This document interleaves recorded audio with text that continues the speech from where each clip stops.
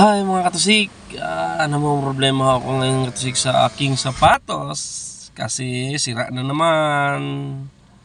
Grabe katusik, lagi na lang sira yung sapatos ko. Wala kasi ako pambiling original. Comment nyo mga katusik kung anong mas magandang sapatos bilhin ko para tumagal o sapatos. Ano ba yan? Kailangan ba talaga mga katusik na original ang bilhin? Pang drive? Pang ano lang naman, pang pasunsyo lang naman yung original eh.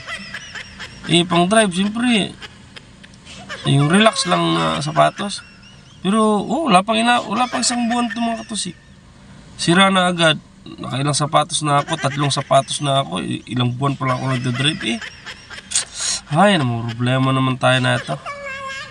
Alam naman nila na di pa gaanong nakaka-recover sa katusik at madaming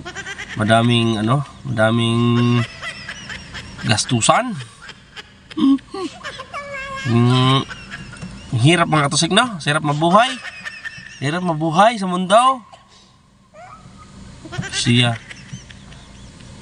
Mga katusik, i-message nyo lang ako dyan para matulungan nyo ako. Kawawa yung sapatos ko, lagi na lang nakanganga, nagre-reklamo. Ganyan talaga na sira, iwan. Nangangain na tayong paa ko eh. Mahirap.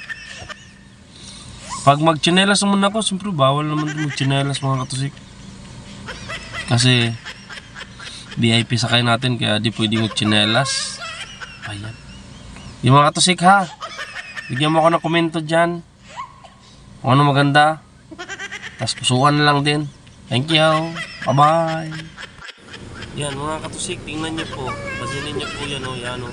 Laging natatanggal dyan. Yan, ganyan yung problema mga katusik. Yung isa kong sapatos na butas.